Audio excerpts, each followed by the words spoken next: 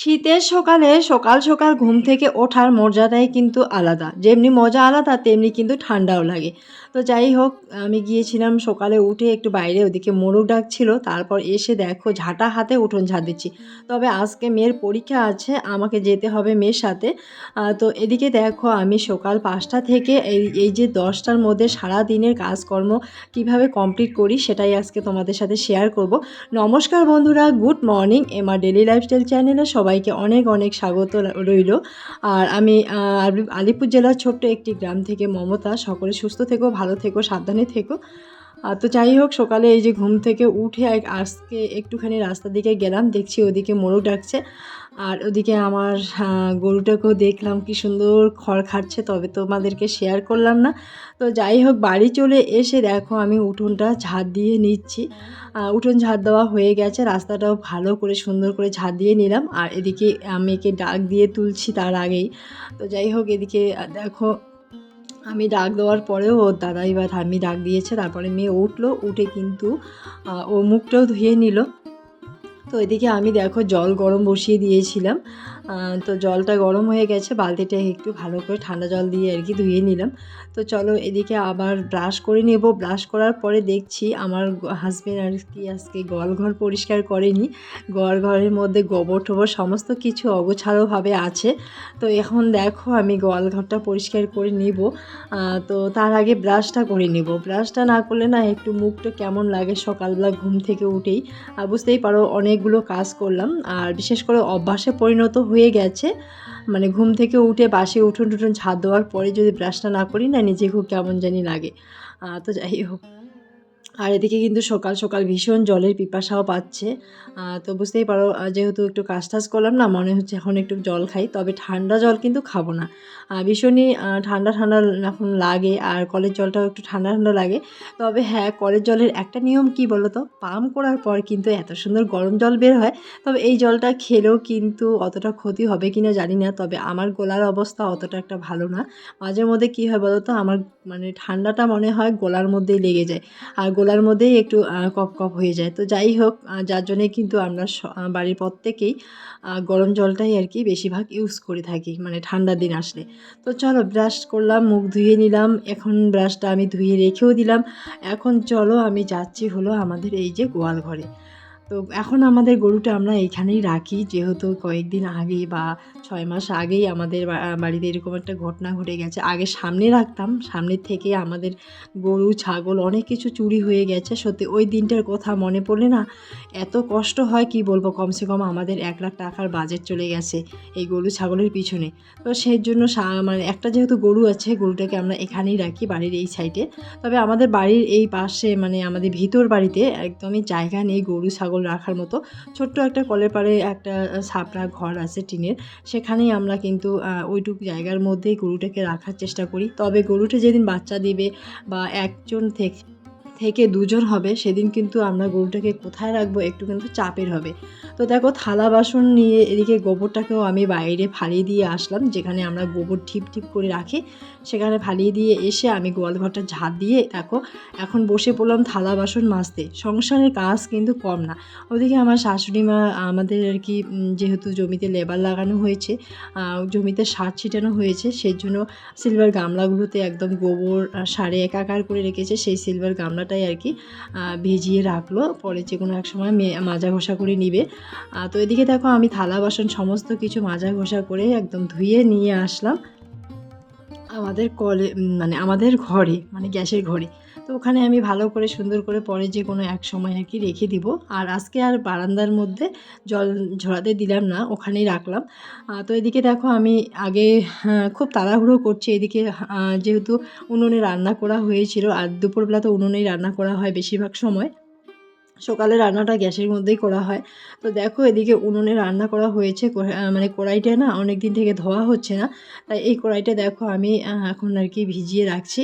তো এইটুক টাইমের মধ্যে এই কড়াইটাও আমি আজকে ধুয়ে নেব। তো ওদিকে আবার রান্নাবাড়ি সমস্ত কিছু করতে হবে জানো তো। এখন বাজে হলো, মনে হয় এখন বাজে 6:30 বা 7টা এরকম হবে। তো যাই হোক কড়াইটাও পরিষ্কার করে নিচ্ছি।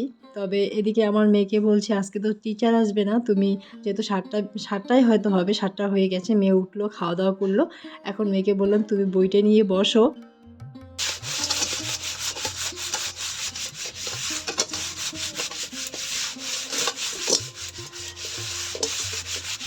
মেয়েকে বই নিয়ে বসতে বললাম, মেয়ে হয়তো খাওয়া দাওয়া করে বইটা নিয়ে বসবে। তো এদিকে দেখো আমার কড়াইটা কালিটা আমি ভালো করে ঘষে ঘষে আমি একদম বালি সাপ নিয়ে একটু ছাই দিয়ে সুন্দরভাবে আর কি ঘষে নিলাম।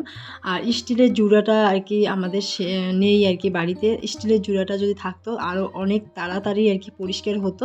তো যাই হোক আর কি রান্নাবাড়ি কমপ্লিট করলে এই যে কড়াই ধোয়াধুয়ি এটা তো একটু কষ্ট হবেই বলো। আর কষ্ট করলে কেষ্ট তো হয়, এটা নাকি সবাই বলে। তো জানি না আমাদের কষ্টের ফল কীরকম হয়। তো দেখো কষ্টের ফল ভালোই হলো। এই দেখো পরিষ্কার সুন্দর করে কড়াইটা পরিষ্কার করে নিলাম। তবে কি এটাই কষ্টের ফল না? কোনো কিছু মানুষ অনেক কিছু স্বপ্ন দেখে, অনেক কিছু আশা নিয়ে কোনো কিছু শুরু করে। আর যেমন ধরো আমরা ইউটিউব চ্যানেলটা শুরু করেছি অনেক আশা আকাঙ্ক্ষা নিয়ে, আজও কিন্তু আমরা একটা ভিডিও ভাইরাল করতে পারলাম না সত্যি। তবে সেটা কখনো সম্ভব না তোমাদের ভালোবাসা সাপোর্ট ছাড়া। এগুলোকেই কিন্তু স্বপ্ন বলে, তাই না? তো সংসারে টুকি কাজ তো এগুলো করতেই হবে, বাড়ির বউ হয়ে যেহেতু এসেছি। তো এদিকে দেখো আমি স্নানটা করে নিলাম। তার আগে কিন্তু কি বলো তো, তখন আমি উঠোনটা ঝাড় দিব তার আগেই কিন্তু আমার হাজব্যান্ডের একটা প্যান্ট আর গেঞ্জি এটা আর সাথে হলো রুমালটা আমি আর কি সার্ফ জল দিয়ে ভিজিয়ে রেখেছিলাম। তো সেটা আর কি স্নান করার সময় একটু ভালো করে কেচে দিলাম ঘষে ঘষে। আর এদিকে আমার নাইটিটা যে পরেছিলাম সেটাই আর কি ধুয়ে দিলাম। তো দেখো স্নান টান করে নিয়ে আর কি যত মানে আর কি তাড়াহুড়ো করতে যাবে তখন দেখবে আবার বেশি তাড়াহুড়ো লেগে যায়। আর দেখো ধোয়া রুমালটাও পড়ে গেল, সেটাকে আবার ধুয়ে আবার এনে শুকোতে দিলাম। তো এদিকে দেখো আজকে এই যে যেহেতু মাথা একদম মুড়িয়ে স্নান করলাম সকাল সকাল, এদিকে দেখো ঠাকুরের থেকে আমি ফুলগুলো ঠাকুরের মাথা থেকে আর কি বাসি ফুলগুলো তুলে নিলাম। এখন ঠাকুর ঘরগুলো ভালো করে পরিষ্কার করে নিচ্ছি। ওদিকে দেখো আমি আমাদের মা লক্ষ্মীর ঘরটাও পরিষ্কার করে ঝাঁট দিয়ে নিলাম। আর এখন তুলসী তলাটাও আর কি পরিষ্কার করে ঝাঁট দিয়ে নিচ্ছি, কারণ সারা রাত থাকে।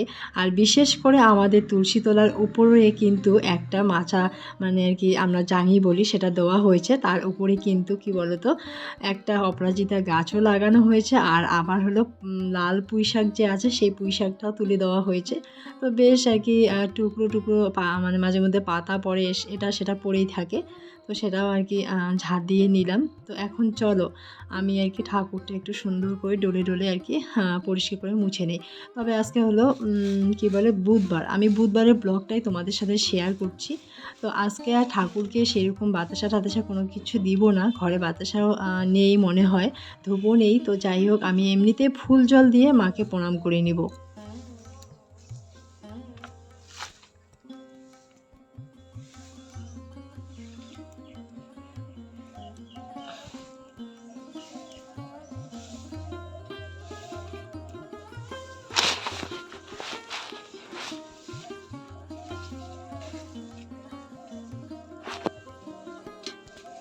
এদিকে আসলাম দেখো আমি সামনের দিকে এসে দেখছি একটাও গাছে ফুল নেই। বিশেষ করে সাদা ফুল গাছে বা স্থলপদ্ম গাছে একদমই এখন ফুল ফুটছে না কেন জানি।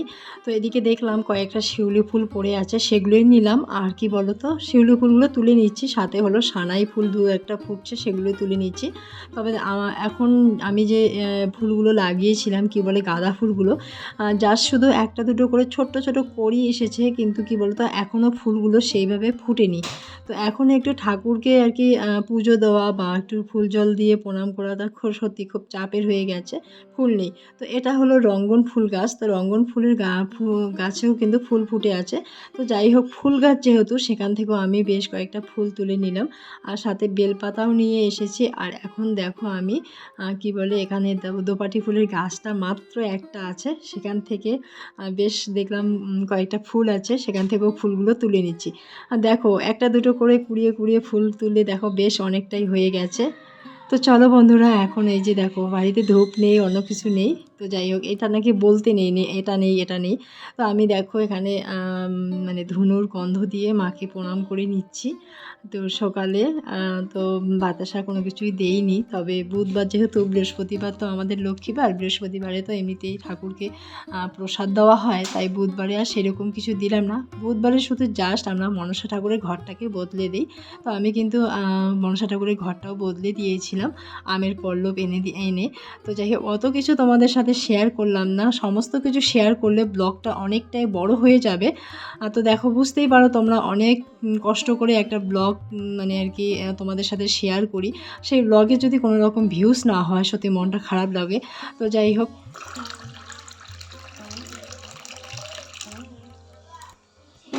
চলো এখন দেখো ঠাকুর ঘরে আমার পুজো দেওয়া হয়ে গেছে, আমি চলে আসলাম রান্নাঘরে, একটু গরম জল করে নিলাম। তো গরম জলটা দেখলাম খুবই গরম হয়েছে, প্রথমে একটু ঠান্ডা জল আর কি দিয়েছি গ্লাসের মধ্যে, তারপর গরম জলটা নিয়ে একটুখানি জল খেয়ে নিলাম, আর ভীষণই পিপাসা পেয়েছি। তারপর দেখো তাড়াহুড়ো করে এদিকে রান্না বসিয়ে দিয়েছি, আর এদিকে আমার মেয়ে কিন্তু ঘরে বসে বসে বই পড়ছে। তো চলো এদিকে আমি আজকে দেখো আলুটা কুচি কুচি করে কেটে নিয়েছি, নিয়ে দেখো আজকে একটু আলুর রসা করব সকাল সকাল। আর একটুখানি শাক ছিল, সেই শাকটাই আমি আগে আর কি বানিয়েছি। তবে আমার না শাক খেতে ভীষণ ভালো লাগে। তো যাই হোক, আজকে সকালের খাওয়া দাওয়া এটুকুই, আর আমি রান্না করে এটুকুই আর কি চলে যাব। তো জানি না মেয়ে এগুলো খাবে কি না, তবে মেয়ে আলু সবজি অতটা পছন্দ করে না, শুধু মুসুর ডাল হলেই ভীষণই সুন্দর করে খায়। তবু আজকে আমি এসবেই আর কি মেঘে দিব, অন্য কোনো কিছু দিব না। ঘরে ডিম আছে, বললাম অমলেট করে দিব কি না, বললো যে খাবো না ডিম। তো এটুকু দিয়ে আর কি ওকে চেষ্টা করব খাওয়াতে। তবে মোবাইল হাতে যদি দেই, আমার মেয়ে কিন্তু টুকটুক করে ভীষণই সুন্দরভাবে খেয়ে নেবে। তো যাই হোক, মোবাইল হাতে দিব তাহলে মেয়ে সুন্দরভাবে খেয়ে নেবে, না হলে কি বলো তো, ওকে আমাকেই খাওয়াতে হবে, আর আমাকে খাওয়াতে গেলে অনেকটাই সময় লাগবে, আর আমি হয়তো নিজেও খেতে পারবো না। যাই হোক, দেখতেই পেলে সকালবেলা শুধু একটু মুড়ি আর চা খেয়েছি। তবে দেখো আমার রেডি হওয়া পুরোপুরি কমপ্লিট, শুধু সিঁদুরটা যদি পরে নেই তাহলেই কিন্তু পুরোপুরি রেডি হওয়া কমপ্লিট। তো কমপ্লিট করে তারপরে আমরা মা মেয়ে মিলে টোটোতে করে চলে গেলাম স্কুলে। তো যেহেতু আজকে 1.5 ঘন্টার পরীক্ষা, যার জন্য ওইটুক টাইম আমাকে বাড়িতে বসে থাকতে হলো। তো এখানে দেখো আমাদের আলু কাটছে, আর এখানে শোনা যাচ্ছে যে এসআই এর কিছু কিছু ফর্ম বাতিল করা হয়েছে। এখানে আমার শ্বশুরমশাই ভাজতে সবাই মিলে আলোচনা করছে, আর এখানে দেখো দিদিরা বসে বসে আলু কাটছে। আর এর আগে আমি দেখিয়েছিলাম আলু কিছু বস্তা আনা হয়েছে, তারপরে কিন্তু আবার অনেকগুলো বস্তাও আনা হয়েছে। তো যাই হোক, এদিকে সন্ধ্যাও লেগে গেছে, হাজবেন্ড দেখো গরুটাকে ঘরে ঢুকিয়ে নিচ্ছে। তো চলো বন্ধুরা, আজকের ব্লগটা এখানে রাখছি। সকলে ভালো থেকো, সুস্থ থেকো, সাবধানে থেকো, দেখা হচ্ছে নেক্সট ব্লগে।